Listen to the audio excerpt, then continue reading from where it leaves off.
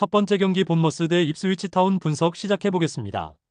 안도니 이라올라 감독은 4-2-3-1 포메이션을 활용하며 에바니 우송의 마무리 능력과 세메뇨, 클루이베르트의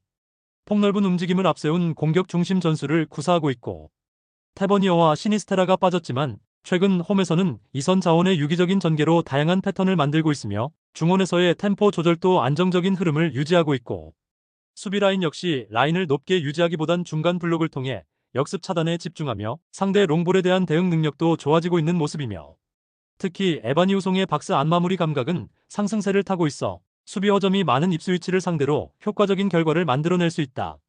메게나 감독은 마찬가지로 4-2-3-1 전형을 기반으로 하지만 델랍과 필로진의 개인 역량에 의존하는 전개가 잦아 공격 다양성이 떨어지는 문제가 있고,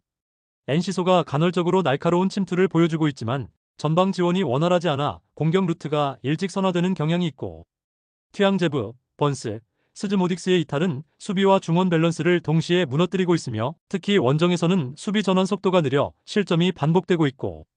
최근 후반전 체력 저하 문제도 반복되며 본머스의 빠른 역습에 무너질 가능성이 높다. 본머스는 부상자 이탈에도 불구하고 이선 자원의 유기적인 움직임과 에바니 우송의 결정력으로 꾸준히 득점력을 보여주고 있고, 입스위치는 수비 조직력과 중원 연결에서 계속 흔들리며 원정에서의 실점 패턴도 개선되지 않고 있고, 전체적인 흐름상 본머스가 주도권을 잡고 승기를 이어갈 수 있는 조건이 충분하다. 두 번째 경기 브라이턴 대 에스턴 빌라 분석 시작해보겠습니다. 휘르첼러 감독은 4-2-3-1 포메이션을 기반으로 미토마와 주앙 페드로의 좌우 전개, 웰백의 침투 움직임을 중심으로 공격을 풀어나가고 있고, 중원에서는 공 점유율을 높이며 짧은 패스 중심으로 템포를 조절하고 있지만 수비 전환 시 미드필더 간격이 벌어지는 장면이 종종 발생하고 있고, 이고르 줄리우와 루터, 골키퍼 스틸의 부상 이탈로 인해 후방 안정감이 떨어졌으며 이는 실점률 증가로 이어지고 있다. 전방의 창의성은 여전히 위협적이지만 잦은 공백과 수비 라인의 커버 부족은 치명적인 약점이 될 수 있다. 우나이 에메리 감독은 동일한 4-2-3-1 전형을 사용하지만 레시포드와 로저스의 빠른 돌파 능력을 살린 직선적인 전진 전개가 강점이며, 맥긴과 카마라가 중원에서의 압박과 배급을 동시에 책임지며 최근에는 세트피스에서의 위협도 꾸준히 이어지고 있고,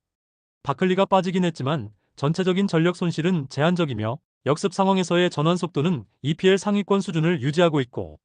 원정 경기에서도 상대 압박을 침착하게 풀어내는 운영이 가능해 수비 허점이 많은 브라이턴을 상대로 효율적인 경기 운영이 예상된다. 브라이턴은 여전히 공격에서의 창의성은 위협적이지만 핵심 수비 자원의 이탈이 전력 전반에 치명적인 영향을 주고 있고,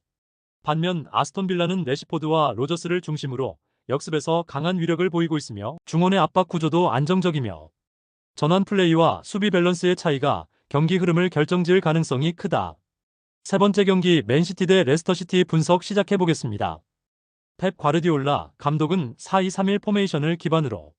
도쿠와 사비우의 측면 돌파, 오마르 마르무시의 중원 전개 능력을 앞세운 빠른 공격을 시도하고 있고, 홀란드와 아케, 스톤스의 부상으로 인해 후방 안정성은 다소 흔들릴 수 있지만 볼 점유와 전방 압박은 여전히 EPL 최상위 수준을 유지하고 있다. 특히 도쿠의 1대1 돌파와 좌우 전환 플레이는 수비 조직력이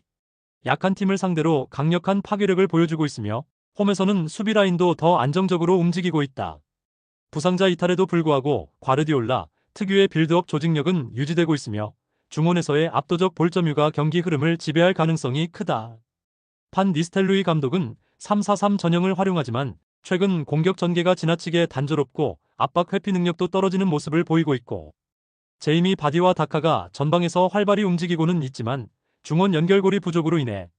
이들의 침투가 살지 못하고 있으며 득점 기회 자체가 제한적이며, 히카르두 페레이라와 파타우의 이탈은 측면 수비와 이선 연계에 타격을 주고 있으며 수비 라인이 무너지면서 컵대회 포함 7연패에 빠진 상태다. 강등권 탈출을 위해 절박한 상황이지만 전술 완성도와 흐름 자체가 무너져 있어 반등 여지가 매우 적다. 맨시티는 핵심 자원들의 부상에도 불구하고 사비우와 도쿠를 중심으로 다채로운 공격 패턴을 유지하고 있고, 반면 레스터시티는 조직력 붕괴와 연패 흐름 속에서 전술적인 해법을 찾지 못하고 있으며 측면 수비 불안이 도쿠에게 크게 노출될 수 있고, 전체적인 경기 흐름과 전력 차이를 고려할 때 맨시티가 완승을 가져갈 가능성이 높다. 네 번째 경기 뉴캐슬 대 브렌트포드 분석 시작해보겠습니다. 에디 하우 감독은 4-3-3 포메이션을 기반으로 좌우 측면의 머피와 반스, 중앙 이삭을 중심으로 강한 전방 압박과 빠른 전환을 시도하고 있고, 중원에서는 브루노 기마랑이스가 볼 배급과 템포 조절을 담당하며 특히 홈 경기에서는 수비 라인을 끌어올리며 상대를 진영 안에 가둬두는 운영이 인상적이며, 고든, 보트만, 루이스의 이탈은 전력에 다소 영향을 주지만 이삭의 침투 타이밍과 윌록의 후방 침투가 살아나면서 공격 흐름은 유지되고 있고, 세트피스와 미드필드 탈압박 후 역습 전개가 안정적이며 전반 초반 강한 압박으로 브렌트퍼드를 제압하려는 시도가 예상된다. 토마스 프랭크 감독은 4-2-3-1 포메이션으로 담스고르, 위사, 은베모의 빠른 전개를 앞세운 공격 전술을 구사하지만 티아고, 카요데, 파비오 등 수비 및 중원 자원의 이탈로 인해 전방 압박 시 밸런스가 무너지는 모습이 자주 연출되고 있고, 중앙에서 볼 점유율을 확보하지 못하면 공격이 단절되며 은베모와 위사의 개인 돌파에 의존하는 패턴이 강해 전술적인 유연성이 떨어진다. 최근 원정 경기에서는 수비 집중력 저하로 인해 후반 실점이 늘고 있으며 라인 조절 능력에서도 흔들리는 모습을 자주 노출하고 있다. 뉴캐슬은 이삭을 중심으로 전방 압박과 템포 조절에서 확실한 우위를 점하고 있으며 홈에서의 강한 전개력은 브렌트퍼드 수비진을 흔들기에 충분하고, 다만 브렌트퍼드의 빠른 측면 대응과 뉴캐슬의 부상 이탈 변수는 핸디캡 성립에 다소 걸림돌로 작용할 수 있고, 결과적으로 뉴캐슬의 승리는 유력하지만 2점 차 이상 승리 여부는 다소 유동적이다. 다섯 번째 경기 사우샘프턴 대 크리스탈 팰리스 분석 시작해보겠습니다. 주리치 감독은 3-4-3 전형을 활용하고 있으나 마테우스 페르난데스와 술레마나의 활동량 외에는 뚜렷한 전개 능력을 보여주지 못하고 있고, 디블링이 전방에서 고군분투하고 있지만 중원의 배급과 압박이 전혀 맞물리지 않아 공격이 끊기는 장면이 반복되고 있고, 고하우드 으벨리스, 브리, 베드나렉 등 수비 라인에 연쇄 부상이 경기력 하락의 직접적인 원인이 되고 있으며 이로 인해 6연패의 늪에 빠져있는 상황이며, 수비 간격이 쉽게 벌어지고 세컨볼 대응과 역습 차단 능력 모두 취약해 전체적인 전력 구조가 완전히 무너진 상태다. 올리버 글라스너 감독은 3-4-3 포메이션을 통해 에제와 사르, 은케티아의 빠른 전방 전개를 활용한 역습 위주의 전술을 선호한다.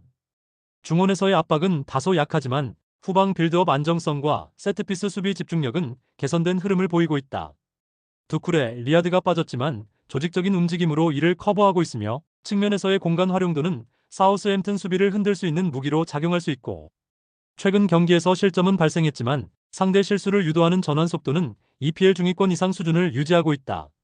사우스햄튼은 수비 붕괴와 연속된 부상 이탈 속에서 조직력을 전혀 회복하지 못하고 있으며 공격 전개 역시 단조롭고 비효율적이며, 크리스탈 팰리스는 에제와 은케티아를 중심으로 한 역습 전개가 빠르고 간결하며 중원에서의 2차 볼 소유도 안정적이고,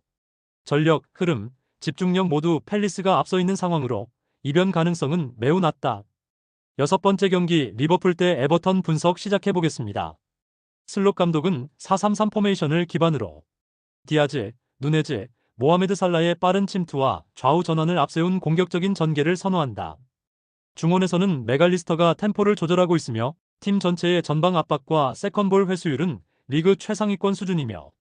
알리송, 아놀드, 고메즈, 흐라벤버르흐의 부상은 전방 후방 간 밸런스를 흔드는 요소이긴 하나 안필드에서의 경기력은 여전히 압도적인 흐름을 유지 중이며,